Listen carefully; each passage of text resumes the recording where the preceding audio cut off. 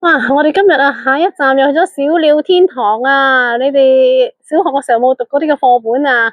小鳥天堂啊，巴金啊，咁咧就話呢個小鳥天堂啲榕樹的美艷啊，就將呢度嗰啲榕樹氣根咧連埋生咗個喺個島度咧，哇！生咗成個島都係樹啊！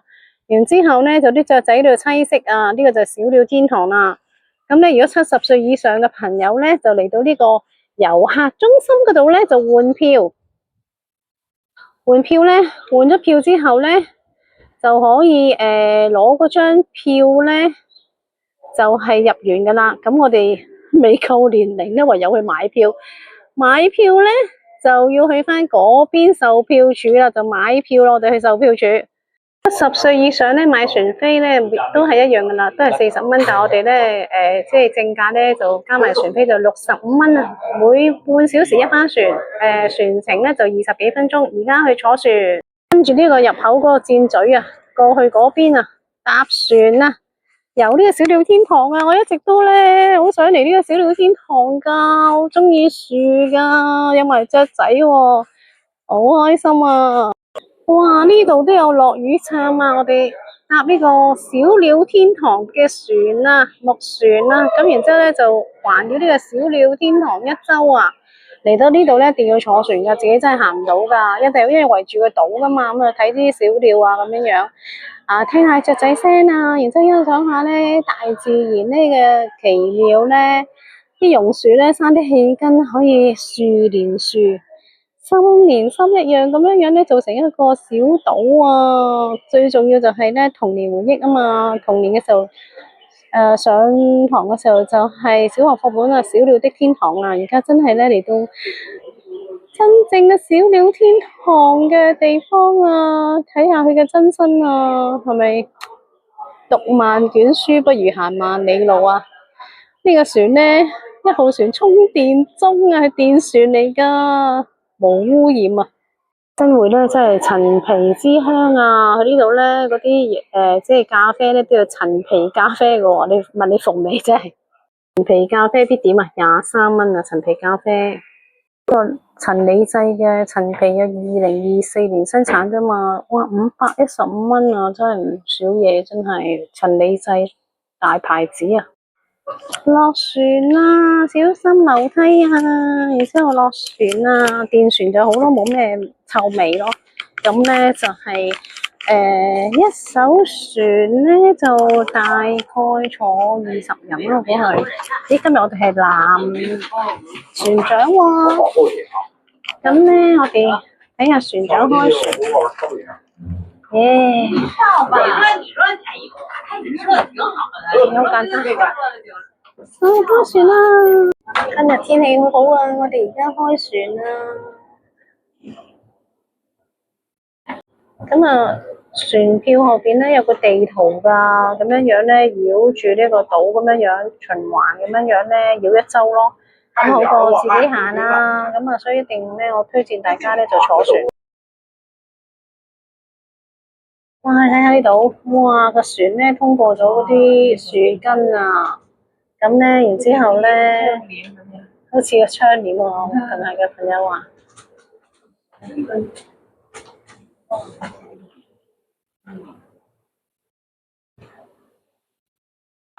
呢個啊，就係小鳥天堂嗰個島啊嘅原型啊，呢個就係小鳥天堂啦。而家冇乜雀仔啊，而家咧就係中午冇乜雀仔，咁咧據講咧就係早晚咧就最多雀仔。哎呀，而家都隻飛出嚟咋，大家見唔見到啊？之前咧就話好多雀仔咧就係企喺嗰啲樹頂嗰度啊，好壯觀㗎，一隻隻白色。而家係呢邊咧就話樹後邊就好多啦，咁我就錯過咗。啱啱佢哋睇咗，嗱，佢有啲咧呢度就企喺嗰啲樹上面咯，啲雀仔咯，嗱，呢度有一隻啦。咁而家就咁樣睇就少咯。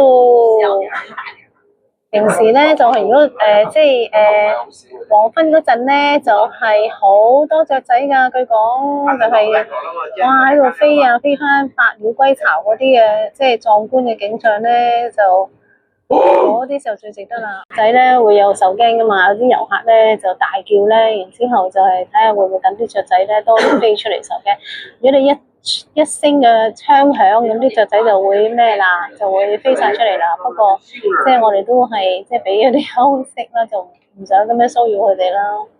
你睇下個水路幾靚，前面幾開闊，哇，舒服啊！喺度望咧。嚟緊我哋又見到一大片嘅落雨杉啦，變咗色啦，靚唔靚啊？哇，個風景咧幾靚啊，落雨杉喺水裏邊。我哋晏真係要嚟睇風景啊，唔係睇文件啊，好開心啊！原來船尾咧，我都唔知道，咁咧就可以坐6個人啦，然之後呢度咧可以咧更加開闊啊！喺呢個小鳥天堂啊，係幾靚？